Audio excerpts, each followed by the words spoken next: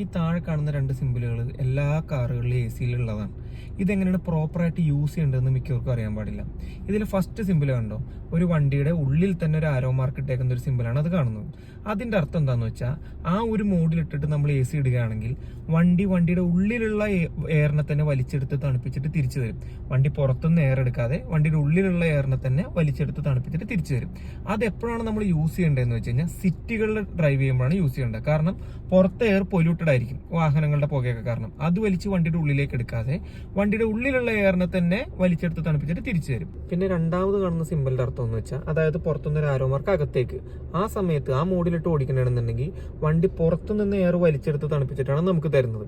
അത് നമ്മൾ എവിടെയാണ് യൂസ് ചെയ്യേണ്ടതെന്ന് വെച്ച് കഴിഞ്ഞാൽ, നമ്മളിപ്പോൾ ഒരു കണ്ടിന്യൂസ് ഒരു 4-5 മണിക്കൂർ ഡ്രൈവ് ചെയ്യണമെങ്കിൽ വണ്ടിയുടെ ഉള്ളിലുള്ള ഓക്സിജന്റെ അളവ് നല്ലോണം കുറയും. അപ്പം നമുക്ക് തലവേദന എടുക്കാനും മറ്റ് ഡിസ്കംഫർട്ടും ഉണ്ടാവും. അപ്പം അത് ഒഴിവാക്കാൻ വേണ്ടിയിട്ട് നമ്മൾ ഈ മോഡിൽ ഇട്ട് വെച്ച് കഴിഞ്ഞാൽ പുറത്തുനിന്ന് എയർ വലിച്ചെടുക്കുന്നതിലൂടെ നമ്മളുടെ വണ്ടിയിൽ സഫീഷ്യന്റ് ആയിട്ടുള്ള ഓക്സിജൻ കിട്ടും.